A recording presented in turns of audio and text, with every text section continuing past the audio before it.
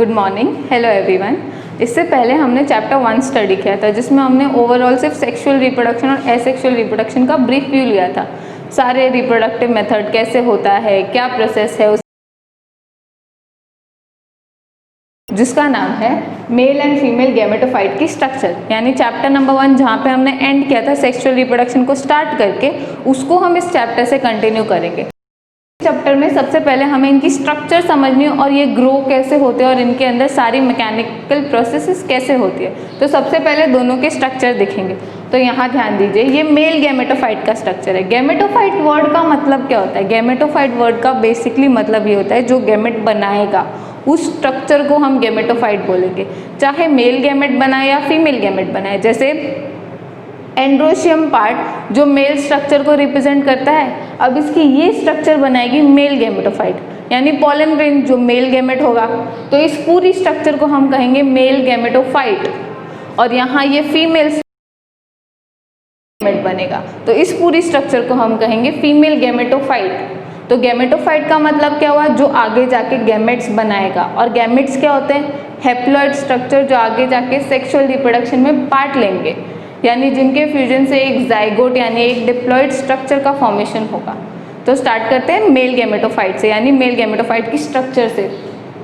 पिछले चैप्टर में हमने नोटिस किया था कि मेल पार्ट की स्ट्रक्चर को, फ्लावर के मेल पार्ट के स्ट्रक्चर को क्या कहते हैं? एंड्रोशियम, और उसकी एक यूनिट कहलाती है स्टेमेन। ये आपके सामने जो स्ट्रक्चर है स्टेमेन की, स्टेमेन 3 पार्ट से मिलकर बना होता है। एक तो वो फिलामेंट जिससे वो फ्लावर बॉडी से अटैच होता है, फिलामेंट के ऊपर लगा हुआ होता है पॉलन सैक जो सबसे इंपॉर्टेंट है यहाँ पर। इस पॉलन सैक के अंदर ही पॉलन ग्रेन्स बनते हैं, और जिस स्ट्रक्चर से पॉलन सैक फिलामेंट से कनेक्टेड होता है यानी जुड़ा हुआ होता है, उस पार्ट को कनेक्टिव कहते हैं। अब आप लोग पूछेंगे हिंदी में इसे क्या कहते हैं? मैंने लिखा नहीं है पर मैं बता देती हूँ। इससे फिलामेंट को कहते हैं पुतंतु, पॉलन सैक को कहते हैं परागकोश, और कनेक्टिव को कहते हैं योजी।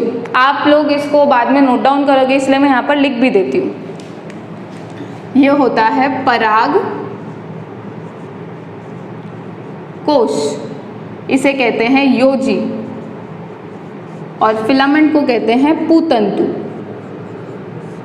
तो ये है अपना मेल स्ट्रक्चर। इसके अंदर आगे जब अपन स्टडी करेंगे इसके बाद, तो स्पेसिफिकली इस स्ट्रक्चर को ही स्टडेंगे कि परागकोश के अंदर पॉलन ग्रेन्स का फॉर्मेशन कैसे होता है, कौन कौन सी लेयर्स या स्ट्रक्चर्स ऐसी है जो पॉलन ग्रेन के फॉर्मेशन में हेल्प करेगी। तो ये था ओवरव्यू कि मेल गैमेटोफाइट कैसा होता है। अब फीमेल गैमेटोफाइट पर आता है। फीमेल में, फ्लावर में फीमेल स्ट्रक्चर सबसे इंटरनल पार्ट में होती है, यानी सबसे इनर मोस्ट रोल जो होता है फ्लावर का वो फीमेल स्ट्रक्चर होता है। इसके भी 3 पार्ट्स होते हैं। टॉप मोस्ट पार्ट को कहते हैं स्टिग्मा, जिसे हिंदी में कहते हैं वर्तिकाग्र। ये काग्र जो लगा हुआ है इसका मतलब होता है आगे वाला पार्ट, अग्र। तो वर्तिका का अग्र भाग दैट इज कॉल्ड वर्तिकाग्र, इंग्लिश में इसे कहते हैं स्टिग्मा। ये जो सेंटर का फिलामेंट है इसे यहाँ पर कहते हैं स्टाइल, या हिंदी में इसे कहते हैं वर्तिका। और इसका बेसल मोस्ट पार्ट जिसे कहते हैं अंडाशय या ओवरी, इसके अंदर ही हमारा रिप्रोडक्टिव स्ट्रक्चर प्रेजेंट होता है जिसे कहते हैं ओव्यूल, जो रिप्रोडक्शन में पार्ट लेगा। तो इस ओव्यूल की स्ट्रक्चर को यहाँ पे बड़ा करके मैंने बनाया है, इसी को हमें यहाँ पे स्टडी करना है, इसको, इसके टाइप्स को और इसके डेवलपमेंट को। तो पहले इसकी बेसिक स्ट्रक्चर देखते हैं ये क्या होती है। बेसल पार्ट से स्टार्ट करते हैं। ये वो स्टॉक है जिससे ये अटैच है, यानी ये वो वृंत है जिससे ये स्ट्रक्चर अटैच है। अब इस पार्ट को देखिए यहाँ पे, जहाँ पे मैंने ये एरो लगाया है, ये एंट्री साइट होता है किसके लिए? पॉलन ट्यूब के लिए। इस एंट्री साइट को कहते हैं माइक्रोपाइलर रीजन, माइक्रोपाइल, ये जो खाली स्पेस है। अब ये जो सेंटर वाला पोर्शन है ये होता है अपना ओव्यूल, इसी के अंदर जो सारी इंपॉर्टेंट सेल्स होती है वो प्रेजेंट होती है। बाहर की जो भी स्ट्रक्चर आपको दिख रही है इसको सपोर्ट करने के लिए होती है। तो बाहर की ओर एक लेयर अगर प्रेजेंट है तो इसे कहते हैं फर्स्ट इंटेग्यूमेंट। क्या कहेंगे? इंटेग्यूमेंट। यहाँ पे 2 इंटेग्यूमेंट है, इसलिए ये अंदर वाली तो हो जाती है इनर इंटेग्यूमेंट और ये बाहर वाली हो जाती है आउटर इंटेग्यूमेंट। इंटेग्यूमेंट अलग अलग टाइप में बोलते हैं। जैसे वो ओव्यूल जिनमें इंटेग्यूमेंट एब्सेंट हो उन्हें कहते हैं एटेग्मिक, एटेग्मिक ओव्यूल। जिसमें एक इंटेग्यूमेंट प्रेजेंट हो उन्हें कहते हैं यूनिटेगमिक, और जिनमें 2 इंटेग्यूमेंट्स प्रेजेंट हैं उन्हें कहते हैं बाइटेगमिक या डाइटेगमिक। बाई या डाई प्रीफिक्स भी लगाते हैं, ठीक है। तो ये क्या करता है, इंटेग्यूमेंट का काम क्या है, क्योंकि अंदर सबसे इंपॉर्टेंट स्ट्रक्चर है, सबसे इंपॉर्टेंट सेल्स है जो आगे बहुत बड़ा काम करने वाली है, तो उनके प्रोटेक्शन का काम करता है इंटेग्यूमेंट, प्रोटेक्शन का काम है। अब ये इंटेग्यूमेंट का जो ऊपर वाला खाली स्पेस है, ये पूरा पोर्शन, इस पोर्शन को कहते हैं चेलेजा, ये कहलाता है चेलेजल पोर्शन, हिंदी में इसे कहते हैं निभाग, निभाग, चेलेजल पोर्शन। अब आते हैं इस ओर, जहां पर इंटेग्यूमेंट से जुड़ा होता है वो वाला पार्ट कहलाता है हाइलम। ये जो अटैच होने वाला पॉइंट है जहां पर ये स्टॉक इंटेग्यूमेंट से जुड़ रहा है, इस पोर्शन को कहते हैं हाइलम, ठीक है। तो अब ये बाहर वाली स्ट्रक्चर आपको समझ में आई। अब ओव्यूल का सेंटर पोर्शन देखते हैं। माइक्रोपाइल के सामने वाले सेंटर पर, जस्ट सामने ही आपको बड़ी सी सेल दिखाई दे रही है, ये है सबसे इंपॉर्टेंट सेल, इंपॉर्टेंट है इसलिए मैं स्टार लगा रही हूँ, स्टार मार्क कर रही हूँ, सबसे इंपॉर्टेंट सेल, क्योंकि ये सेल क्या है, एग सेल। यही अपना फीमेल गैमेटोफाइट है, यही वो एन सेल है जो पॉलन ग्रेन के या पॉलन सेल से फ्यूज होने के बाद में हमें जाइगोट देगी। इसको सपोर्ट करने के लिए साइड में 2 सेल्स होते हैं जिन्हें कहा जाता है सिनर्जिड्स। क्या कहते हैं, सिनर्जिड। ये क्या करते हैं, ये एग सेल को सपोर्ट करते हैं, यानी जब ये डेवलप करेगी तो इसे न्यूट्रिशन प्रोवाइड करेंगी, इसकी हेल्पर सेल्स होती है ये। इन दोनों को मिलाकर, एग सेल और सिनर्जिड को मिलाकर क्या कहते हैं, एग अपैरेटस। एग का पूरा स्ट्रक्चर हो गया, क्योंकि वो साथ में कहते हैं एग अपैरेटस। सेंटर में आपको सेल दिख रही होगी जिसके अंदर 2 न्यूक्लियाई बनाए हैं मैंने, इस सेल को कहते हैं सेंट्रल सेल। ये भी आगे जाके बहुत इंपॉर्टेंट काम करेगी। ये सेंट्रल सेल आगे जाके मॉडिफाई हो जाएगी एंडोस्पर्म में, जो कैसा होगा, ट्रिप्लॉइड होगा। ये फिनोमिना अपन देखेंगे। ये खुद यहाँ पे 2 न्यूक्लियाई है तो अपन उसको कैसे डिनोट करते हैं, n, यहाँ पे 2 है तो 2n। ये फर्टिलाइजेशन होने के बाद एक n सेल यहाँ पे अटैच हो जाएगी और ये 3n स्ट्रक्चर बनाएगी। ये एंजियोस्पर्म में होने वाला बहुत ही सिग्निफिकेंट और इम्पॉर्टेंट प्रोसेस है। इस पूरी प्रोसेस को अपन डिटेल में स्टडी करेंगे, नो टेंशन। बस यहाँ पे क्योंकि ये स्ट्रक्चर आई है तो मैं आपको इन्फॉर्म कर रही हूँ कि आगे जाके ये ऐसा काम करेगी। ऊपर की ओर जो सेल्स हैं उन्हें कहते हैं एंटीपोडल सेल या प्रतिध्रुवी कोशिकाएं, क्योंकि ये एग सेल के ऑपोजिट साइड में होती है। ऑपोजिट के लिए एंटी वर्ड यूज कहते हैं, और एंटी ऑपोजिट पोल के ऊपर है तो एंटीपोडल सेल, ऑपोजिट पोल्स पर प्रेजेंट है। ये भी 3 सेल्स का ग्रुप होता है। अब ओवरव्यू में अगर मैं आपको ओव्यूल के स्ट्रक्चर बताऊं तो कितने सेल्स है, लेट्स काउंट, 1 2 3 4 5 6 7। तो टोटल सेल्स कितने हैं, 7 सेल्स प्रेजेंट हैं यहाँ पर न्यूक्लियस कितने हैं, 1 2 3 दैट इज 6, पर यहाँ पर 2 न्यूक्लियस है तो न्यूक्लियस कितने हो गए, 8 न्यूक्लियस। तो सेल्स कितनी थी, 7, लेकिन न्यूक्लियस एक ज़्यादा, 8। यहाँ तक याद रखना है। सिंपल स्ट्रक्चर है ये। डायग्राम अपने को आना चाहिए, डायग्राम की प्रैक्टिस करनी है साथ में। ये बहुत इंपॉर्टेंट डायग्राम्स है दोनों, ओके। अब जो मैंने आपके सामने डायग्राम बनाए ये मेल गैमेटोफाइट के डायग्राम्स हैं। तो अब हम देखेंगे, अब तक हमने जो डील किया वो थी सिर्फ स्ट्रक्चर कि ये दिखता कैसे, इसके अंदर क्या क्या है। अब हम जो डेवलप हो रहा है यानी ये बन कैसे रहा है उसके साथ साथ उसकी स्ट्रक्चर डील करेंगे, यानी हर एक फेज में। अभी इतना डेवलप हुआ तो अभी इसमें ये स्ट्रक्चर है, अभी ये बन रहा है, फिर इस स्ट्रक्चर में ऐसे डेवलपमेंट होके ये बन रहा है। जैसे आप इस डायग्राम में देख सकते हैं, ये पूरा एक ब्रीफ ओवरव्यू है कि इसमें ये प्रेजेंट है। फिर मैंने इस लेयर का डायग्राम ऐसे बनाया है ताकि आपको पता चले इसमें ये लेयर्स है। फिर ये एक पूरा वेल डेवलप्ड माइक्रोस्पोर इंजन है। ऐसे करके हम इसके एक एक स्टेज के बारे में बात करेंगे। तो सबसे पहले इसकी बेसिक स्ट्रक्चर देखते हैं। तो ये एक पूरा पॉलन सैक है। इस पॉलन सैक में क्या होता है, 2 लॉब्स में डिवाइडेड है, यानी ये इतना पार्ट एक पॉलन सैक है, ये पार्ट सेकेंड पॉलन सैक है। तो हर एक पॉलन सैक 2 लॉब्स यानी 2 पालियों में बटा हुआ है, ठीक है। 2 पालियां, तो ऐसे करके 2 पॉलन सैक 4 पालियों यानी 4 लॉब्स में डिवाइड हो गए। अब ये जो दोनों पॉलन सैक है आपस में इस बॉल लाइक स्ट्रक्चर के द्वारा जुड़े हुए, इस बॉल लाइक स्ट्रक्चर को इसीलिए कनेक्टिव कहा जाता है। ये सिर्फ कनेक्टिंग मास होता है जो कैसा होता है, स्टेराइल सेल्स होते हैं। स्टेराइल मतलब जिनमें जर्मिनेटिव सेल्स नहीं होती, ये सिर्फ वेजिटेटिव डिवीजन करेगी, यानी ये सिर्फ माइटोसिस करेगी। इन सेल्स का मियोसिस में कोई पार्ट नहीं होगा, ये रिप्रोडक्शन में कोई पार्ट नहीं लेती, ये सिर्फ इन दोनों को जोड़ के रखने का काम करेगी, इन दोनों को होल्ड करके रखेगी। यानी ये एक पॉलन सैक है, ये एक पॉलन सैक है, ये इन दोनों को यहाँ पे सेंटर में से होल्ड करके रखती है। सिर्फ इतना ही काम होता है इस कनेक्टिव का। फिर से देखते हैं न्यूमेरिकली क्या था। पॉलन सैक है 2, हर एक पॉलन सैक के अंदर 2-2 लॉब्स है, यानी each pollen sac is a bilobed structure, यानी प्रत्येक परागकोश एक द्विपालित संरचना है। यहाँ तक क्लियर है। बाइलॉब्ड है, आपस में किससे जुड़े हैं, इस कनेक्टिव के द्वारा।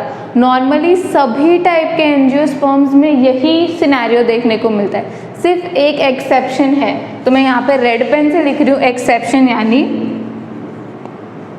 एक अपवाद है। कौन सी फैमिली, मालवेसी। इस फैमिली में बाइलॉब्ड स्ट्रक्चर नहीं मिलती, इसमें हमेशा यूनिलॉब्ड पॉलन सैक मिलता है। कैसा, यूनिलॉब्ड पॉलन सैक। अब ये तो इसकी सिंपल स्ट्रक्चर हमें समझ में आ गया कि ये ऐसे डेवलप होगा, पर ये बन कैसे रहा है। तो देखिए शुरुआत में जब ये स्ट्रक्चर बनती है तो ये कैसे होता है, एक पूरा होमोजीनस सेल्स का मास होता है। अब ये होमोजीनस मास क्या होता है, होमोजीनस सेल्स क्या होते हैं, देखिए होमो को मतलब होता है सिमिलर, एक जैसी सेल, तो एक जैसी दिखने वाली सेल्स का एक मास यानी एक झुंड होता है। तो ये होमोजीनस सेल्स सेल मास होता है। तो ये होमोजीनस सेल का एक मास होता है। ये वाली स्ट्रक्चर आने से पहले, ये प्रॉपर्ली 4 लॉब्स में डिवाइड हो चुका है ना, इससे आने से पहले क्या होता है, ऐसे होमोजीनस सेल्स का मास होता है, और ये जो लेयर इसको बाहर से कवर कर रही है उस लेयर को हम क्या नाम देते हैं, एपिडर्मिस। तो ये एपिडर्मिस क्या करती है, इस होमोजीनस सेल मास को कवर करके रखती है। फिर इसमें डेवलपमेंट होता है, तो डेवलपमेंट के इस स्टेज में 2 टाइप की सेल्स बनती है जिन्हें प्रपुटी कोशिकाएं कहते हैं। क्या कहते हैं, प्रपुटी। लेट मी राइट हियर,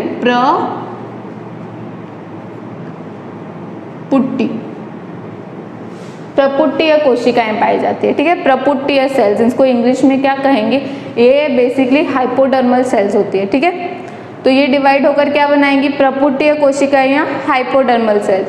ये हाइपोडर्मल सेल्स आगे डिवाइड होकर बनाती है आर्कीस्पोरियल सेल्स। तो होमोजीनस मास से प्रपुटीय सेल्स आई जिसे हम क्या कह रहे हैं, हाइपोडर्मल सेल्स। इसके डेवलपमेंट से क्या मिल रहा है हमें, आर्कीस्पोरियल सेल्स। ये हमारा मेन मोटिव है, ये इंपॉर्टेंट है, यानी इसी से अब आगे जाके स्पोर्स बनेंगे। स्पोर्स क्या है हमारे, ये छोटे छोटे पॉलन ग्रेन्स, यही तो मोटिव है इसका।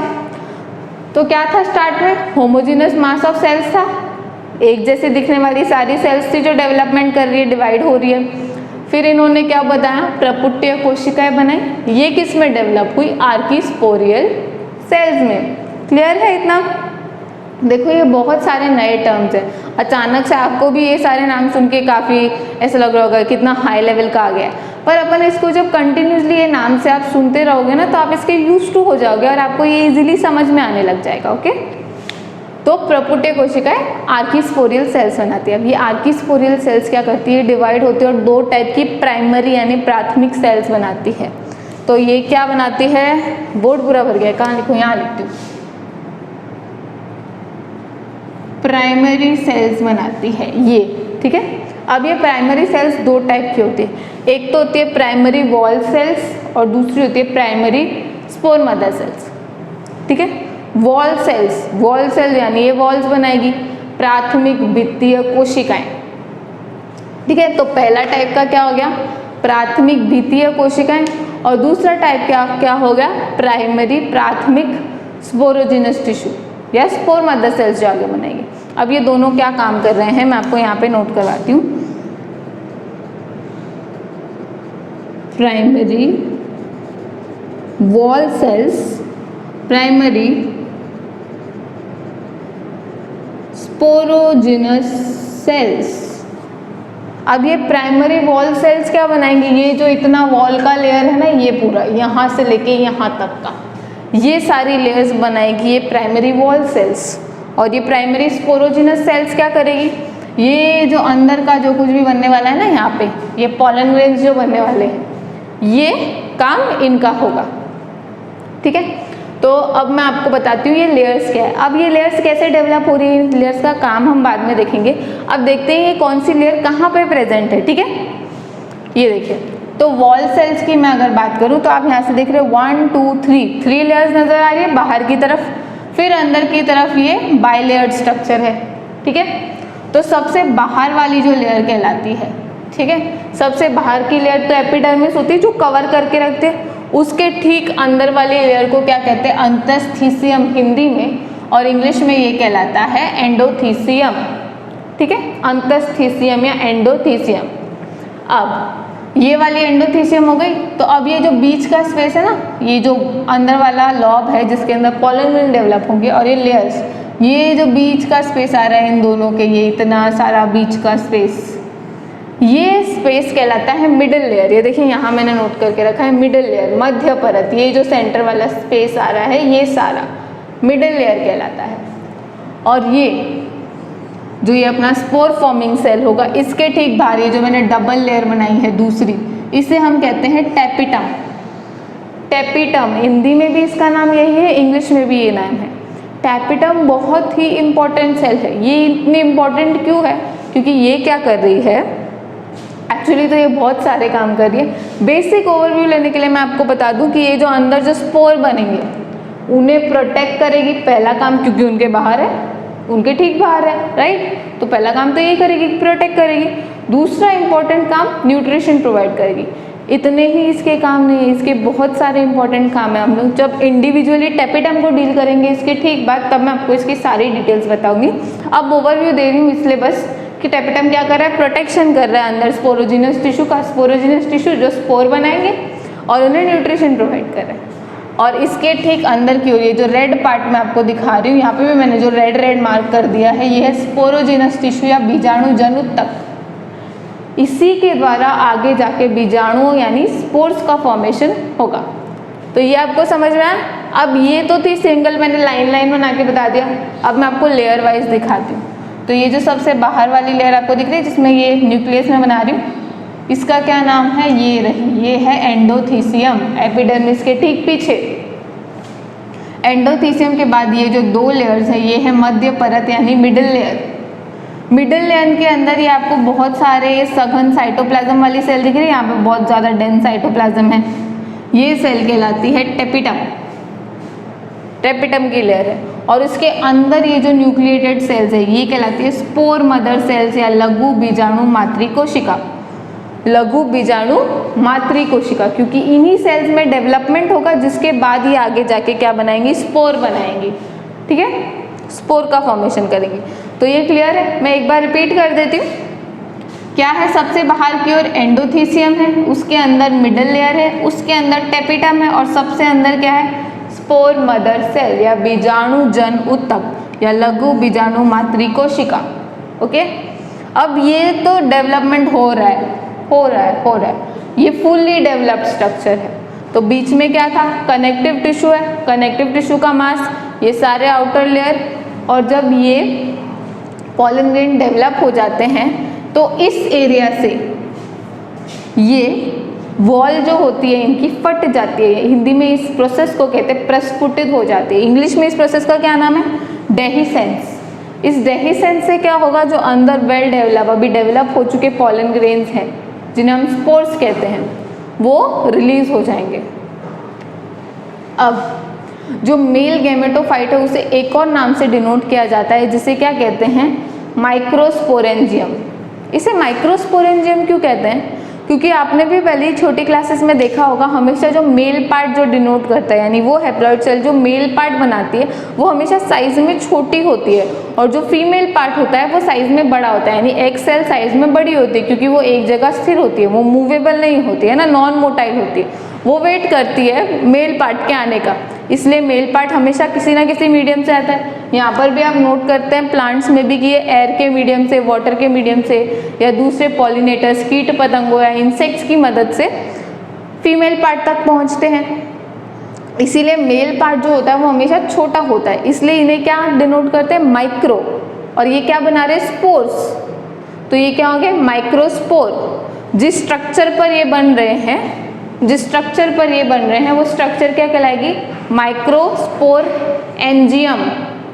क्या हो गया, माइक्रोस्पोर को धारण करने वाली स्ट्रक्चर माइक्रोस्पोर एंजियम। हिंदी में इसे क्या कहेंगे, लघु बीजाणु धानी। लघु का मतलब माइक्रो, स्पोर का मतलब बीजाणु, एंजियम यानी स्ट्रक्चर का मतलब हो गया धानी, तो ये स्ट्रक्चर क्या कहलाएगी, लघु बीजाणु धानी। सिमिलरली फीमेल में ऐसा हो जाएगा, फीमेल का जो स्पोर हो जाएगा उसे हम कहेंगे मेगास्पोरेंजियम। मेगास्पोर वो जिस स्ट्रक्चर के अंदर बन रहा है वो स्ट्रक्चर कहलाएगी मेगास्पोरेंजियम। मेगास्पोरेंजियम, ठीक है। ये टर्म बहुत इजी है, याद रखना इन्हें। जो छोटे होते हैं साइज में उन्हें कहते हैं माइक्रो, और जो साइज में बड़ा होता है उसे मेगा। मेल गैमेटोफाइट छोटा होता है इसलिए इसे क्या कह रहे हैं, माइक्रोस्पोर। यानी ये पोलन ग्रेन को अगर मैं नाम दूंगी तो मैं इसे कहूंगी माइक्रोस्पोर। और आगे जिस स्ट्रक्चर पर ये बन रहा है उस स्ट्रक्चर को मैं कहूँगी क्या, माइक्रोस्पोरेंजियम। अब आपने नोटिस किया होगा कि मैं आपको सारी चीज़ें डायग्राम बना के समझा रही हूँ, तो डायग्राम आपकी ये जो यूनिट है पूरी, इसमें डायग्राम बहुत इंपॉर्टेंट है। यहाँ पे आपको अलग अलग टाइप के डायग्राम मिलेंगे, आपको सारे डायग्राम्स आने चाहिए। ज़्यादा नहीं, आप 2-3 बार इसे प्रैक्टिस करोगे ये बहुत ईजीली बन जाएगा, ठीक है। So keep practising diagram. इसके बाद हम ये सारी लेयर को डिटेल में स्टडी करेंगे, ठीक है।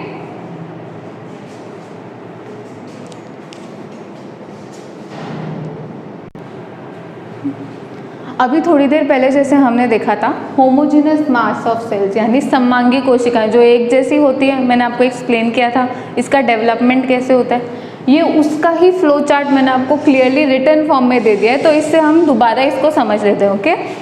तो होमोजेनस मास ऑफ सेल्स थी जो किसके द्वारा कवर्ड थी, कवर्ड बाय एपिडर्मिस। तो यहाँ पे मैंने मेंशन कर दिया है कि किससे कवर्ड थी, एपिडर्मिस से। फिर कुछ टाइम के डेवलपमेंट के बाद इनके बीच में एक सेप्टम लाइक यानी एक पट्टे जैसी स्ट्रक्चर बन जाती है, जिससे हम क्या कहते हैं, परागपुट। इस परागपुट के द्वारा 2 टाइप की सेल्स बन जाती है।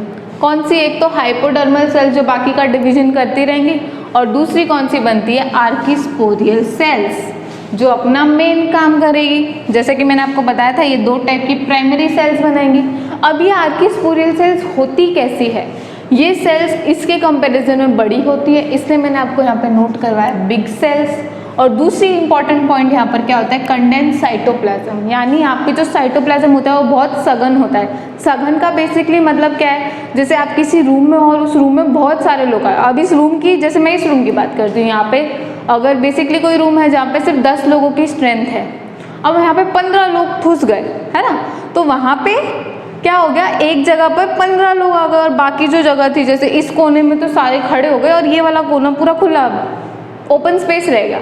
तो साइटोप्लाज्म में भी क्या हो गया, बहुत सारे सेल ऑर्गेनल्स डेवलप हो गए और वो एक तरह एकदम कंडेंस हो गया, यानी भरा, एकदम खचाखच भरा हुआ साइटोप्लाज्म है। तो इसे हम क्या कहते हैं, कंडेंस या सघन। हिंदी में मैं लिखूँ तो सघन। साइटोप्लाज्म का मतलब जीव द्रव्य होता ही है, तो बिग सेल्स होती है बड़ी आकार की, और कैसा, सघन साइटोप्लाज्म होता है। इन सेल्स का नाम क्या है, आर्किस्पोरियल सेल्स, या हिंदी में इसे क्या कहते हैं, प्रपसु कोशिकाएं। क्या कहते हैं, अलग नाम है, बोलना नहीं है, ओके। क्या है, प्रपसु, प्रपसु कोशिकाएं। अब ये जो डिवीजन होता है, इस डिवीजन का नाम है, ये कैसा होता है, यूस्पोरेंजिएट। यू का मतलब होता है वेल डेवलप्ड। जैसे हम प्रोकैरियोटिक और यूकैरियोटिक डिवीजन देखते हैं, तो यूकैरियोटिक को डिफाइन कैसे करते हैं, यू का मतलब होता है वेल डेवलप्ड, प्रोकैरियोटिक बॉडी। तो ये भी कैसा होता है, वेल डेवलप्ड, स्पोरेंजियम का डेवलपमेंट। तो इसलिए इसे क्या कहते हैं, यूस्पोरेंजिएट, या हिंदी में इसे कहते हैं सुबीजाणुधानीय। अब ये सुबीजाणुधान्य में क्या होता है, क्यों कहते हैं इसे बेसिकली, एक तो हाई लेवल का डिवीजन है, वेल डेवलप है। सेकेंड इंपॉर्टेंट पॉइंट क्या है यहाँ पर स्पोरेंजियल इनिशियल सेल्स बनती हैं। स्पोरेंजियल इनिशियल्स प्राथमिक पहले स्टेज वाली जो आगे का डेवलपमेंट कराएगी। तो बीजाणुधान्य प्रारंभिकाएं यानी ये वो स्टार्टिंग सेल्स है जिनसे आगे जाके स्पोर मदर सेल बनेंगी, स्पोर मदर सेल से स्पोर सेल्स बनेगी, इसलिए इसे क्या कहते हैं, बीजाणुधान्य प्रारंभिकाएं। ओके, अब ये आर्किस्पोरिल सेल दो टाइप के सेल्स में डिवाइड हो रही थी, दोनों प्राइमरी सेल्स थी, याद होगा आपको। तो प्राइमरी पेराइटल सेल्स यानी भित्तीय और प्राइमरी वॉल सेल्स भी जिसे हमने कहा था, और दूसरी प्राइमरी स्पोरोजिनस सेल्स प्राथमिक बीजाणु जन कोशिकाएं जो बीजाणु बनाएंगी। तो नाम से ही समझ आ रहा है, पेराइटल या भित्तीय कोशिका जो भित्तियां बनाएगी, जो वॉल्स बनाएगी, और स्पोरोजिनस सेल्स जो स्पोर बनाएंगी। तो यहाँ पे मैंने आपको नोट कर दिया है कि ये आगे जाकर पॉलन सैक्स बनाएगी। तो पॉलन सैक वॉल या इसे एंथर भी कहते हैं, तो एंथर वॉल्स बनाएंगी। स्पोरोजिनस टिश्यू क्या बनाएगी, माइक्रोस्पोर मदर सेल्स या लघु बीजाणु मातृ कोशिकाएं बनाएगी। ठीक है, तो ये वाला पार्ट तो हमने पहले स्टडी किया था। अब इसके वजह से इसका आगे का पार्ट कि इन दोनों सेल्स की वजह से ये दोनों प्रीकर्सर हो गई, जो पहले बनाती है, जब पहले आती है उनसे आगे का डेवलपमेंट होता है। ऐसे टाइप के सेल्स को क्या कहते हैं, प्रीकर्सर सेल। ये एक इंग्लिश का टर्म है जो आपको इससे फेमिलियर होना चाहिए, इसलिए मैं आपको बता रही हूँ। प्रीकर्सर, प्रीकर्सर वर्ड जब भी आएगा तो उससे ठीक पहले वाला, जैसे सिंपल भाषा में आपको समझाऊं कि जब न्यू बेबी बॉर्न होता है तो उसका जो चाइल्डहुड होता है वो उसके अडल्टहुड स्टेज का प्रीकर्सर होता है ना। जो बाल्यकाल होता है वो अडल्टहुड के प्रीकर्सर होता है, पहले आता है। तो पहले आने वाली चीज़ को क्या कहते हैं, प्रीकर्सर। ये जो बार बार मैं आपको इंग्लिश के टर्म्स नोट करवा रही हूँ ना, ये आप लोगों के लिए बहुत इंपॉर्टेंट है, इसलिए मैं आपको फोकस करके ये वर्ड्स बता रही हूँ। कॉन्सेंट्रेट करना और इन वर्ड्स को याद रखना। तो ये दोनों प्रीकर्सर सेल्स है, इस वजह से डेवलपमेंट कैसे होता है, दो पार्ट में बढ़ गया, एक तो वॉल बनाएगा और एक स्पोर बनाएगा। इसीलिए मैंने आपको लिखा है development of pollen sac takes place from two parts. एक तो पॉलन सैक वॉल्स या एंथर वॉल्स जो बन रही हैं, और दूसरा स्पोरोजिनस टिश्यू। तो पहले स्पोरोजिनस टिश्यू को देखते हैं। स्पोरोजिनस टिश्यू या स्पोरोजिनस सेल्स क्या होती है, ये आगे जाके बनाती है स्पोर मदर सेल्स, और स्पोर मदर सेल्स फिर माइक्रोस्पोर बनाएंगी। बस ये इतना सा सिंपल सा छोटू सा। स्पोरोजिनस सेल्स क्या बनाएंगी, स्पोर मदर सेल्स।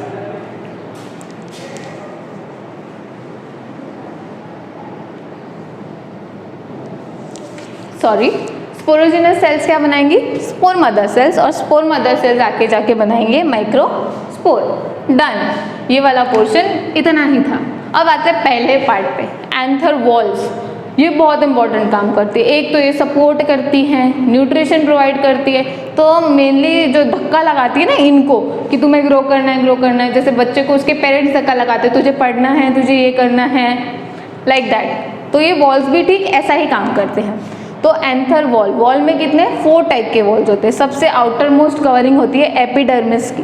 ये कैसी होती है, सिंगल लेयर्ड होती है, चपटी थिन सेल्स होती है। जो एपिडर्मिस के कैरेक्टर्स अपन बाकी जगह पढ़ते हैं ना, सेम टू सेम वैसे कैरेक्टर। थिन वॉल्ड सेल्स होती है, थिन लेयर बनाती है, सिंगल लेयर्ड होती है, कवरिंग करती है, प्रोटेक्शन का काम करती है एपिडर्मिस। सेकेंड लेयर जो होती है वो है एंडोस्थीसियम, या जिसे हिंदी में कह रहे थे अंतस्थीसियम। एंडोथीसियम भी सिंगल लेयर्ड होती है, ये भी चपटी सेल्स होती है, पर एपिडर्मिस से थोड़ी मोटी होती है, पर इसके कैरेक्टर्स अलग हैं। यहाँ पर नोट कीजिए, ये जो बॉक्स है ये इसके कैरेक्टर्स लिखे हैं मैंने। रेडियली इलोंगेटेड, रेडियली इलोंगेट यानी बहुत ज़्यादा चौड़ी, रेडियली इलोंगेटेड। दूसरा इंपॉर्टेंट पॉइंट, यहाँ पर अल्फा सेलुलोज नाम के सब्सटेंस का जमाव होता है। कहाँ पर होता है, इन रेडियली इलोंगेटेड सेल की आंतरिक भित्ति की ओर। आंतरिक भित्ति, लेट मी एक्सप्लेन। जैसे ये एक एंडोथीसियम की सेल है, रेडियली इलोंगेटेड है, इसका ये हो गया आउटर वॉल। अब ये इनर साइड की वॉल है ना, तो यहाँ पर अंदर की साइड जैसे ये एक सेल है, सिर्फ इतना, मेरा पाम का पोर्शन इतना, सिर्फ हाथ का आगे का, तो ये आउटर सरफेस हो गया, ये इनर सरफेस हो गया, अंदर की तरफ अटैच है। तो यहाँ अंदर की ओर क्या होता है, अल्फा सेलुलोज का जमाव होता है। किस आकार में होता है, यू शेप की स्ट्रिप्स, यानी यू आकार की पट्टियों में जमा होता है। तो अब ये ऐसा है, अगर मैं इसको ऐसे ड्रॉ करूँ, ये ऐसा था, यहाँ पर जमा हो रहा है, तो मैं इसका पिक्चर आपको ऐसे दिखाऊं, तो ऐसे पिक्चर दिखाऊं तो यहाँ पर ऐसे यू शेप की पट्टियों के रूप में इसका जमाव होने लग जाता है। समझे आप स्ट्रक्चर? ये एक सेल थी, मेरा पाम सिर्फ इतना यहाँ तक, ठीक है। ये एक सेल थी, एक पूरी सेल है, सेल इतनी जगह घेरेगी, ये इसका ऊपर का लेयर है, ये इसके अंदर का लेयर, और अंदर साइटोप्लाज्म भरा है, ये साइड की वॉल्स हैं, ठीक है। ये ऐसे प्रेजेंट थी, रेडियली अरेंज है। अब इसकी अंदर की सतह पर, इनर साइड में, अब ये इनर साइड को मैंने आपको ऐसे ओपन करके दिखा दिया है, वरना ये अरेंज कैसे, अरेंज तो ये ऐसे, ये मैंने आपको शो करने के मोटिव से इसको ऐसे करके दिखा दिया है। अब यहाँ पे किसका जमा हो रहा है? अल्फा सेलुलोज नाम के सब्सटेंस का जमाव हो रहा है, और ये यू शेप की स्ट्रिप्स बनाता है। अब एंडोथीसियम की वॉल एक बहुत इंपॉर्टेंट कैरेक्टर और निभाती है। क्या निभाती है? पिछली बार जब मैंने आपको इससे ठीक पहले वाली स्लाइड में अपन ने यहाँ पर एक बड़ा सा डायग्राम देखा था, जिसमें पॉलन ग्रेन डेहिसेंड हो रहे थे, प्रस्फुटित हो रहे थे, बाहर आ रहे थे। ये प्रस्फुटन का में जो इम्पोर्टेंट रोल प्ले करती है वो होती है एंडोथीसियम। एंडोथीसियम ऐसी क्यों होती है? यही क्यों प्रस्फुटित होती है, यही क्यों फूटती है? बाकी सेल्स यहाँ पे एपिडर्मिस क्यों पार्ट नहीं ले रहा, मिडल लेयर क्यों पार्ट नहीं ले रहा? क्योंकि एंडोथीसियम के पास एक स्पेशल कैरेक्टर होता है। उस कैरेक्टर को क्या कहते हैं? आर्द्रताग्राही, या इंग्लिश में हाइग्रोस्कोपिक। यानी ये क्या करती है, एनवायरनमेंट में इसके आसपास वाली सेल्स में जो मॉइस्चर होता है उसको होल्ड करके रखती है। और जब ये मॉइस्चर नहीं होता, यानी ये नमी हट जाती है, मॉइस्चर खत्म हो जाता है, तो ये सेल धीरे धीरे सूख कर शुष्क हो जाती है, ड्राई कंडीशन में आ जाती है। अब जब ये ड्राई कंडीशन में आती है तो इसकी वॉल्स पर टेंशन क्रिएट होता है, यानी तनाव, स्ट्रेस और टेंशन क्रिएट होता है, जिसके कारण ये फट जाती है। देखिए मैंने आपको यहाँ लिखा है, in dry condition due to stress and tension pollen sac bursts. ठीक है, तो ये लेयर फट जाती है, जिसके वजह से पूरा का पूरा एंथर सैक या एंथर वॉल भी खुल जाता है, जिसकी वजह से पॉलन ग्रेन्स बाहर जा पाते हैं। तो पॉलन ग्रेन के डेहिसेंस होने में कौन पार्ट लेता है? एंडोथीसियम। ड्राई कंडीशन मेंटेन रहने के लिए इसमें क्या होता है? अल्फा सेलुलोज का जमा होता है। कहाँ होता है? रेडियली इलोंगेटेड सेल्स के इनर साइड में होता है। किस शेप में होता है? यू शेप स्ट्रिप्स के रूप में होता है। और इनका नेचर क्या होता है? हाइग्रोस्कोपिक। Got it? हाइग्रोस्कोपिक। इसके बाद जो थर्ड लेयर आती है हमारे सामने, वो है मिडिल लेयर। मिडिल लेयर का काम कुछ नहीं होता है, ये बस दोनों को कनेक्ट करके रखते हैं। जैसे पीछे अपन ने डायग्राम देखा था, यहाँ पे मैं आपको छोटू सा डायग्राम बना के दिखाती हूँ। ऐसा कुछ डायग्राम देखा था अपन ने पीछे, यहाँ पे अंदर की ओर ये 4 लॉब्स थे, बीच में कनेक्टिव था। अब ये लॉब को इस बाहर वाले स्ट्रक्चर से सिर्फ जोड़ने का काम होता है मिडिल लेयर का। तो ये 3 से 4 लेयर होती है, इन्हें जोड़े रखती है, और ये टेम्पररी होती है, यानी डेवलपमेंट के स्टार्ट की स्टेजेस में ये अच्छी तरह वेल डेवलप होती है, और जैसे जैसे डेवलपमेंट आगे की ओर बढ़ता है, पॉलन सैक वेल डेवलप हो जाते हैं, ये धीरे धीरे खत्म हो जाती है। ओके, लास्ट की जो लेयर है टेपिटम, ये सबसे इम्पॉर्टेंट लेयर है एंडोथीसियम और टेपिटम। इसके कैरेक्टर्स हम नेक्स्ट स्लाइड में स्टडी करेंगे, नेक्स्ट स्लाइड में। ओके, ये बहुत इंपॉर्टेंट लेयर है।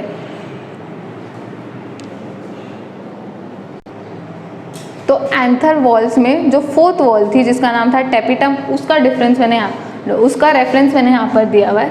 टेपिटम सबसे इंटरनल मोस्ट लेयर थी। हमने जब वो स्ट्रक्चर देखी तो मैंने आपको बताया था कि यहाँ पे जो बीजाणुजन ऊतक थे उसको कवर कर रही थी ये।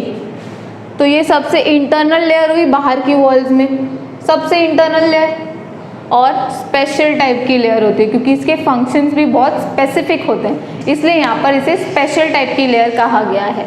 और ये कैसी होती है? Single layer, uniseriate, single layer structure होती है। उसके बाद मैच्योर स्टेज में आने पर, यानी जब ये वेल डेवलप हो जाती है, उसके बाद ये मल्टी न्यूक्लिएट हो जाती है और पॉलीप्लॉइड यानी बहुगुणित, क्योंकि एक साथ बहुत सारे न्यूक्लियस हो जाते हैं तो क्रोमोसोम के सेट भी उतने ही बढ़ जाएंगे, यानी बहुकेंद्रकीय और बहुगुणित स्ट्रक्चर में मॉडिफाई हो जाती है। अब इसका इस स्ट्रक्चर में आना इसलिए इम्पॉर्टेंट है क्योंकि ये फंक्शन ऐसा करती है। देखिए, ये नेचर में 2 टाइप्स की होती है। किसमें? एंजियोस्पर्मिक प्लांट्स में ये नेचर में 2 टाइप्स की पाई जाती है। पहली है एमीबॉइड और पेरीप्लाज्मोडियल। अमीबॉइड और पेरीप्लाज्मोडियल क्यों कहा जाता है? क्योंकि एमीबॉइड टाइप की इसकी शेप की सेल्स हो जाती है बेसिकली, और पेरीप्लाज्मिक मूवमेंट शो करती है ये सेल। इसलिए इसे अमीबॉइड या पेरीप्लाज्मोडियल सेल्स कहा जाता है, फर्स्ट टाइप। सेकेंड टाइप कैसा है, सेक्रेटरी या ग्लैंडुलर। ये सबसे इंपॉर्टेंट टाइप है। सेक्रेटरी वर्ड में आपको समझ में आ रहा है कि ये कुछ सेक्रीट करेगी, यानी स्रावी प्रकार की। ग्लैंडुलर, ग्लैंडुलर सेल्स के पास ही कुछ ऐसा होता है जिसको वो स्राव यानी सेक्रीट कर पाए। ये मोस्टली फाउंड है, मोस्टली यानी अधिकांश, मेजॉरिटी ऑफ एंजियोस्पर्मिक प्लांट्स में यही टाइप का यही टाइप का टेपिटम पाया जाता है, इसलिए इसे क्या, ये मोस्टली इंपॉर्टेंट। कैसी है, सेक्रेटरी या ग्लैंडुलर।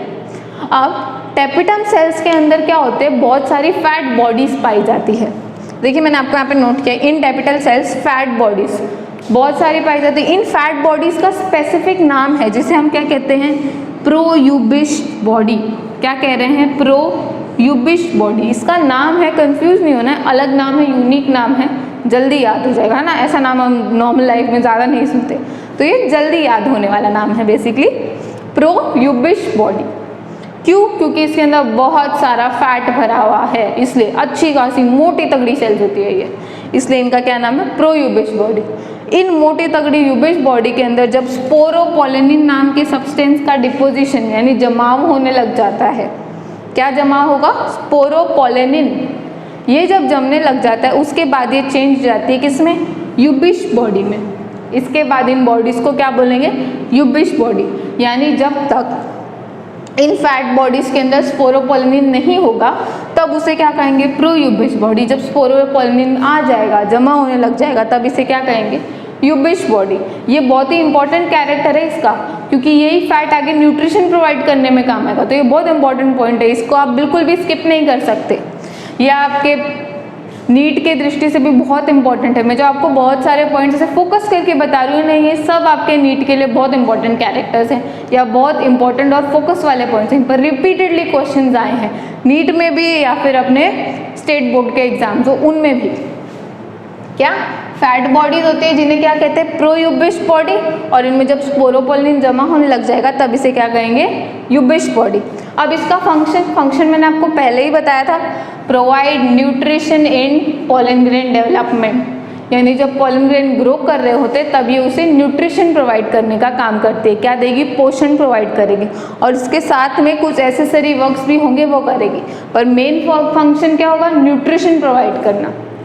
अब टेपिटम में एक केस स्टडी आती है जो बहुत इंपॉर्टेंट कैरेक्टर होता है, इस पर आपको घुमा फिरा के बहुत सारे क्वेश्चंस मिल जाएंगे, इसलिए मैंने आपको स्पेसिफिकली साइड में अलग से नोट करवाया है ये पॉइंट। मैं स्टार मार्क ऐड कर देती हूँ ताकि आपको याद रहेगी, ये बहुत इंपॉर्टेंट पॉइंट है।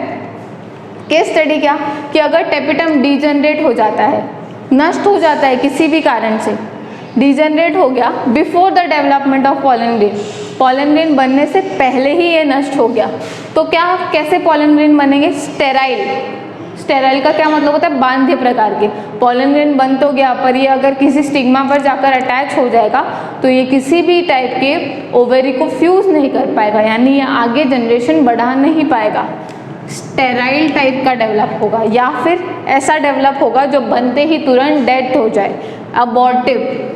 क्या, अबॉर्टिव। अबॉर्शन क्या होता है, कोई भी न्यू बॉडी जब डेवलप होती है और डेवलपमेंट की पहली या दूसरी तीसरी स्टेज में ही नष्ट हो जाए, यानी ये एक चाइल्डहुड स्टेज तक भी ना पहुंचे अपने, दैट इज अबॉर्टिव। तो कैसा, then sterile slash abortive pollen grains are form. कब होगा, जब ये टेपिटम डीजनरेट हो जाती है डेवलपमेंट के दौरान या डेवलपमेंट से ठीक पहले, क्योंकि ये न्यूट्रिशन प्रोवाइड कर रही है, राइट। तो अगर ये डीजनरेट हो जाती है तो कैसे पॉलन ग्रेन फॉर्म होंगे, स्टेराइल या अबॉर्टिव।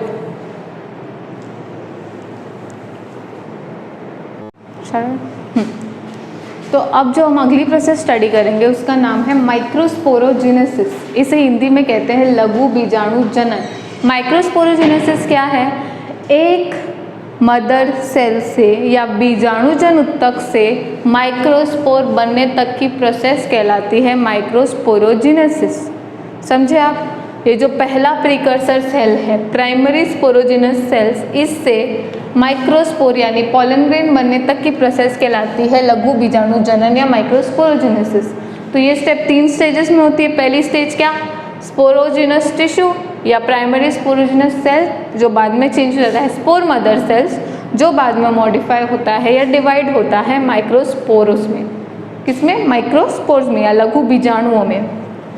अब इम्पॉर्टेंट बात यह है, ये मैथमेटिकली आपको आना चाहिए। जैसे आपको एक क्वेश्चन आ जाए कि एक स्पोर मदर सेल ने कितने माइक्रोस्पोर्स बनाए, तो ऐसे सब क्वेश्चंस आपको डील करने आने चाहिए। या 4 माइक्रोस्पोर बने हैं तो बताओ कितनी प्रीकर्सर मदर सेल्स रही होंगी इसकी, दैट वे। तो हमें पता है गैमेट्स का फॉर्मेशन मियोसिस यानी अर्धसूत्रण के द्वारा होता है, जिसे रिडक्टिव डिवीजन कहते हैं। हमने पहले चैप्टर में इसको स्टडी किया था, याद होगा आप लोगों को। तो एक माइक्रोस्पोर, 1 स्पोर मदर सेल या माइक्रोस्पोर मदर सेल्स एक मियोसिस डिवीजन के बाद बनाती है 4 हैप्लॉइड माइक्रोस्पोर। एक मदर सेल डिवाइड होके बनाएगी 4 हैप्लॉइड मदर सेल्स, 4 माइक्रोस्कोप। जैसे ये एक मदर सेल है जिसने डिवाइड करके ये 2 प्रीकर्सर्स बनाए, इन प्रीकर्सर्स ने आगे डिवाइड करके टोटल 4 हैप्लॉइड माइक्रोस्पोर्स हमें दिए। ठीक है, ये पूरी प्रोसेस किसके अंदर आती है? माइक्रोस्पोरोजेनेसिस के अंदर ही इंक्लूड होती है। तो ये जो न्यूमेरिकल चेंजेस है कि एक माइक्रोस्पोर मदर सेल से 4 हैप्लॉइड माइक्रोस्पोर्स मिलते हैं, ये मैथमेटिक्स आपको आना चाहिए। बहुत ही सिंपल लेवल का क्लास 1-2 का मैथमेटिक्स है कि 1 से 4 आ रहे हैं, आपको ये याद होना चाहिए। अब क्योंकि ये 4 एक साथ बनते हैं तो ये 4 आपस में अटैच होते हैं, जुड़े हुए होते हैं, इसीलिए इन जुड़ी हुई स्ट्रक्चर को क्या कहते हैं? Spore tetrad. क्या कहते हैं? Spore tetrad. यानी 4 अगर बने तो ये चारों हैप्लॉइड सेल्स आपस में अटैच होंगी, अलग अलग नहीं बनती, ये चारों अटैच होती है। उस अटैच कॉमन स्ट्रक्चर को हम कहते हैं स्पोर टेट्राड। अब ये स्पोर टेट्राड आपस में किससे जुड़े होते हैं? कैलोज नाम का एक सब्सटेंस होता है जिससे ये आपस में जुड़े हुए होते हैं। यानी जब ये बनते हैं तभी कैलोज नाम के सब्सटेंस से ये आपस में अटैच हो जाते हैं, जिसकी वजह से ये स्पोर टेट्राड का फॉर्मेशन करते हैं। इस कैलोज को डिपॉजिट यानी तोड़ने का काम करता है कैलेज एंजाइम, जिससे ये चारों स्पोर्स सिंगल स्पोर्स में फ्री हो जाते हैं। तो स्पोर टेट्राड को जॉइंट कौन रखता है? कैलोज नाम का सब्सटेंस। कैलोज को तोड़ता कौन है? कैलेज नाम का एंजाइम। ठीक है, अब ये जो जुड़े हुए होते हैं अलग अलग प्रकार के अरेंजमेंट्स में जुड़े हुए होते हैं। ये अरेंजमेंट 4 टाइप से होती है। पहला है टेट्राहाइड्रल या चतुष्फलकीय संरचना। ये कैसे होता है? ऐसे, जैसे आपने हमारा एम्ब्लम देखा होगा, उसमें 4 लॉयंस है, राइट? तो 3 लॉयंस के फेसेस हमें आगे से दिखते हैं और चौथा लॉयन पीछे की तरफ अरेंज होता है। सेम टू सेम वैसी स्ट्रक्चर, 3 स्पोर्स आपको आगे की तरफ दिखेंगे और चौथा जो स्पोर होगा वो ठीक इसके पीछे अरेंज होगा। जैसे आप ट्रायंगल शेप में 4 बॉल्स को अरेंज कर रहे हो तो आगे की तरफ आपको 3 नजर आएंगे और एक ठीक उसके पीछे अरेंज होंगी। इस स्ट्रक्चर को क्या कहते हैं? टेट्राहाइड्रल। इसका एग्जाम्पल सारे डाइकॉट प्लांट्स, सारे डाइकोटिलिडन्स में इसी टाइप का अरेंजमेंट पाया जाता है। सेकेंड टाइप होता है आइसोबाइलैटरल। इसे हिंदी में कहते हैं समद्विपार्श्विक। इसमें आप ऐसे अरेंज करते हो जैसे आप लीनियरली अरेंज कर रहे हो। जैसे अपन 2 डायमेंशनल प्लेटफॉर्म, जैसे ये बोर्ड है, यहाँ पे मैं आपको बना रही हूँ तो आपको आमने इस फेज में और इस फेज में, दोनों फेज में दिखाएगा, अगली डायमेंशन में नहीं दिखाई देगा। यानी ये चारों आपस में सामने की ओर ही अरेंज होते हैं। जैसे ये अरेंजमेंट आपको दिख रहा है 1 2 3 4, चारों स्पोर्स आपको सामने से विजिबल है। इसको क्या कहते हैं? आइसोबाइलैटरल अरेंजमेंट। ये किन में पाया जाता है? मोनोकॉट्स के अंदर। अगला है डेक्यूसेट या क्रॉसित। इसमें क्या होता है? ठीक समवॉट आइसोबाइलैटरल जैसा ही कि यहाँ पे आपको 3 स्पोर्स आगे दिखेंगे, पर 3 स्पोर्स ऐसे अरेंज होंगे कि एक स्पोर आपको बड़ा नजर आएगा और बाकी के 2 आपको छोटे नजर आएंगे। रिमेंबर दिस ट्रिक, एक बड़ा दिखेगा, बाकी के 2 छोटे दिखेंगे। यहाँ पे सब सेम साइज के दिख रहे थे, ये छोटा बड़ा वाला कॉन्सेप्ट यहीं पर आया है। एक बड़ा आपको नजर आएगा, बाकी 2 छोटे। इसको क्या कहते हैं? डेक्यूसेट, या हिंदी में मैं कहूँ तो क्रॉसित। इसका एग्जाम्पल है मैग्नोलिया प्लांट। अगला टाइप है T shape. T shape similarly जैसे अपन टी बनाते हैं, एक लंबी लाइन और उसके नीचे एक और लंबी लाइन, यानी 2 सारे इक्वल साइज के होंगे, 2 ऊपर की ओर अरेंज लीनियर फॉर्म में और ठीक उसके नीचे लाइन के रूप में बाकी 2 अरेंज। इसे क्या कहते हैं? T shaped arrangement. ये पाया जाता है एरिस्टोलोचिया में। किसमें? एरिस्टोलोचिया। एरिस्टोलोचिया प्लांट। जो लास्ट टाइप का अरेंजमेंट है लीनियर, यानी सारे एक लाइन में खड़े हो जाएंगे, ये किस में पाया जाता है? हेलोफाइला। ये आप यहाँ पे देख सकते हैं, सारे एक लाइन में अरेंज हैं। तो इस 5 टाइप के अरेंजमेंट में टेट्राइड्स प्रेजेंट होते हैं। इसके बाद एक स्पेसिफिक स्ट्रक्चर आती है जिसे क्या कहते हैं, पॉलिनियम कहते हैं। और पॉलिनियम एग्जाम्पल है एक बहुत ही इंपॉर्टेंट या अलग फिनोमिना का जिसका नाम है पॉलीस्पोरी। अब ये पॉलीस्पोरी क्या होता है, जब किसी एक टाइम पे, जैसे टेट्राड में एक टाइम पे 4 ही स्पोर्स थे, तो ऐसी कोई स्ट्रक्चर जिसमें 4 से ज़्यादा स्पोर प्रेजेंट हो वो कंडीशन कहलाती है पॉलीस्पोरी। और इस पॉलीस्पोरी का एग्जाम्पल है पॉलिनियम। पॉलिनियम एक ऐसी स्ट्रक्चर है जिसमें आप देख सकते हैं ये सेंटर में एक पिंड है और इससे 2 विंग्स जैसे अटैच हैं। ये विंग को, इस एक विंग को कहते हैं परागपिंड, और इसके अंदर बहुत सारे पॉलन ग्रेन्स यानी परागकण स्टफ्ड होते हैं अंदर। ये स्ट्रक्चर स्पेसिफिकली आक के प्लांट में पाया जाता है जिसे हम कहते हैं कैलोट्रोपिस।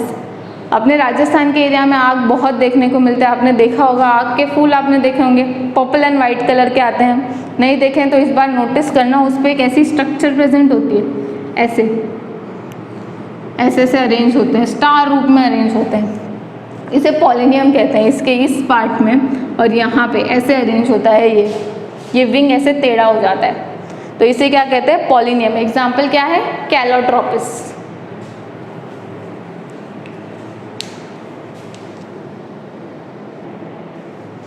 अब आपको एक स्पेसिफिक प्रोसेस से डील करवाती हूँ जिसका नाम है एंथर डेहिसेंस, यानी जो एंथर्स हमारे पास है, परागकोश जो हमारे पास है, उनका फूटना कैसे होगा, यानी वो पॉलन ग्रेन्स को रिलीज कैसे करेंगे, उनकी पॉलन ग्रेन को रिलीज करने की प्रोसेस कहलाती है एंथर डेहिसेंस।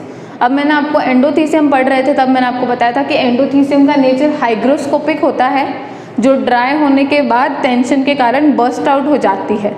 तो ये बर्स्ट आउट की प्रोसेस एंडोथीसियम में प्रेजेंट स्टोमियम सेल्स के द्वारा होती है। किसके द्वारा, स्टोमियम सेल्स के द्वारा। ये फटेंगी, उसके बाद ये बर्स्ट होंगी, राइट। तो एंडोथीसियम ही कर रहा है, बस अपन ने एक नाम स्पेसिफिक ले लिया कि एंडोथीसियम के अंदर स्टोमियम सेल्स ऐसा करवाती है। अब ये जो प्रस्फुटन की प्रोसेस है, जो फुटना यानी डेहिसेंस है, ये 4 टाइप से होता है। पहला है अनुप्रस्थ यानी ट्रांसवर्स, ये लॉब्स के ट्रांसवर्स, जैसे अगर ये हमारी 2 लॉब है तो इसके ट्रांसवर्स, इसके ट्रांसवर्स होगा, राइट। इसके एक्सिस के, ये इसका एक्सिस है तो इसके ट्रांसवर्स होगा। एग्जाम्पल है इसका तुलसी, इसका साइंटिफिक नेम है ओसिमम सैंक्टम। अगला है लंबवत यानी लॉन्गिट्यूडनल, यानी ये एक्सिस है तो इसके राइट एंगल पर, ठीक राइट एंगल पर जो होता है दतूरा और गॉसिपियम। गॉसिपियम किसका नाम है, कॉटन का नाम है, याद है ना आप लोगों को, 11th में था, दतूरा एंड गॉसिपियम जो क्या है, कॉटन। थर्ड टाइप है छिद्रमय। छिद्रमय में क्या होता है, जैसे ये लॉब्स है, ठीक है, ये 2 लॉब्स है, इसके टॉप मोस्ट पार्ट पर होल्स जनरेट हो जाएंगे या पोर्स जनरेट हो जाएंगे, इसीलिए इसे कहते हैं छिद्रमय या पोरस टाइप। इसमें क्या होता है, 1 और 2 पोर्स का फॉर्मेशन हो जाता है। ये किस प्लांट में होता है, मकॉय में, जिसे हम कहते हैं सोलेनम नाइग्रम। लास्ट टाइप है कपाटीय। कपाटियम में क्या होता है, बीच में वॉल्स का जनरेशन हो जाता है, यानी कुछ वॉल्स बन जाते हैं लॉब्स के अंदर, कितने भी नंबर्स में बन सकते हैं, 2, 3 और मोर, इवन 1 भी, 1, 2, 3 और मोर टाइप के। अब ये वॉल्स बन जाएंगे जिससे क्या होगा, ये आपस में सेपरेट आउट हो जाएंगे और फट जाएंगे। एग्जाम्पल क्या है, बर्बेरिस। तो यहाँ पर अपना ये स्ट्रक्चर खत्म होता है। इसके बाद हम स्टडी करेंगे एक पॉलन ग्रेन की स्ट्रक्चर, और वो अकेला पॉलन ग्रेन कैसे डेवलप होता है वो हम पढ़ेंगे नेक्स्ट पार्ट में वीडियो के। यानी ये था हमारा पार्ट 1, ये यहीं तक था। इसके बाद हम जो स्टडी करेंगे वो पार्ट 2 वाले वीडियो में स्टडी करेंगे। Thank you.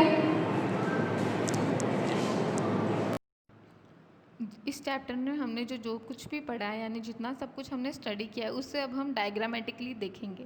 इन पिक्चर्स के थ्रू आपकी अंडरस्टैंडिंग और भी ज़्यादा इजी हो जाएगी। तो देखिए, ये आपके सामने फ्लावर का पिक्चर है।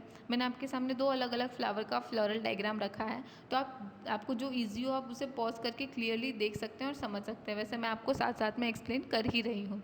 नीचे से स्टार्ट करेंगे पेडिकल, पेडिकल के बाद में थैलेमस, फिर कैलिक्स, फिर कोरोला, फिर स्टेमन, और सबसे अंदर की ओर गाइनोशियम, जिसे हम कार्पेल कहते हैं। तो ये आपके सामने पिक्चर है एक स्टेमन का। सबसे ऊपर की ओर एंथर होता है। एंथर जिस स्टिक से अटैच है उस स्टिक को फिलामेंट कहते हैं और बीच में कनेक्टिव होता है। एंथर के अंदर पॉलन सैक्स प्रेजेंट होते हैं जिनमें पॉलन ग्रेन का फॉर्मेशन होता है। अब आपको जो पिक्चर नजर आएगी वो रियल पिक्चर है, जिसके अंदर आप पॉलन ग्रेन्स को एंथर से बाहर रिलीज होता हुआ देख सकते हैं। ये पिक्चर्स मैंने आपके सामने इसलिए रखी है क्योंकि विजुअली जब हम कोई चीज़ को देखते हैं तो वो उससे अंडरस्टैंडिंग ईजी होती है। आप में से बहुत सारे लोग इस पिक्चर को देख के रिकग्नाइज भी कर रहे होंगे, हाँ ये तो मैंने रियल में भी देखा है, राइट। तो इससे क्या होगा कि आप नेक्स्ट टाइम जब भी फ्लावर को देखोगे तो आप समझ पाओगे कि हाँ मैंने जो पढ़ा था वो यही है, लाइक दैट वे। तो ये है दूसरे फ्लावर के एंथर की स्ट्रक्चर। अब जो हमने प्रोसेसेस पढ़ी थी उन पर आते हैं। ये जो डायग्राम आपके सामने प्रेजेंट है ये कलरफुल डायग्राम है जो हमने स्टडी किया उसी पार्ट का। आप देख सकते हैं पॉलन ग्रेन नीचे वाला जो स्ट्रक्चर है वो पॉलन ग्रेन के डेहिसेंस के बाद वाला स्ट्रक्चर, और ऊपर वाला जो स्ट्रक्चर है वो फॉर्मिंग फेज है यानी डेवलपमेंटल फेज है। अब जो आपके सामने डायग्राम आने वाला है वो सेम डायग्राम हमने बोर्ड पर भी स्टडी किया, आपके बुक में भी प्रेजेंट है, बस ये डायग्राम कलरफुल है। मैंने सोचा आपको कलरफुल डायग्राम से हम समझने में ज़्यादा इजी होगा, इसलिए मैंने ये डायग्राम भी यहाँ पे अटैच कर दिया। इसके बाद जो हम डायग्राम स्टडी करेंगे उसमें आपको फिर से जो लेयर्स है वो क्लियरली दिखाई देंगे, और मैं आपको दोबारा से समझा देती हूँ कौन कौन सी लेयर क्या है। सेंटर में megaspore mother cell, microspore mother cell है, उसके बाद टेपिटम है जो न्यूक्लिएटेड सेल आपको दिखाई दे रही है, उसके बाद आपको पतली सी लेयर दिखाई दे रही होगी उसे मिडिल लेयर कहते हैं। फिर दोबारा मोटी सेल्स की लेयर है जैसे एंडोथीसियम, और सबसे बाहर की ओर एपिडर्मिस। ये डायग्राम मैंने आपके सामने इसलिए प्रेजेंट किया है क्योंकि यहाँ पे आप इजीली देख सकते हैं कि एंडोथीसियम बाहर की ओर आते आते कुछ मोटी सेल्स में चेंज हो गया है जिसे स्टोमियम कहते हैं। स्टोमियम बेसिकली जब ड्राई हो जाता है तब ये एक दूसरे से अलग हो जाते हैं और पॉलन ग्रेन्स बाहर रिलीज हो जाते हैं।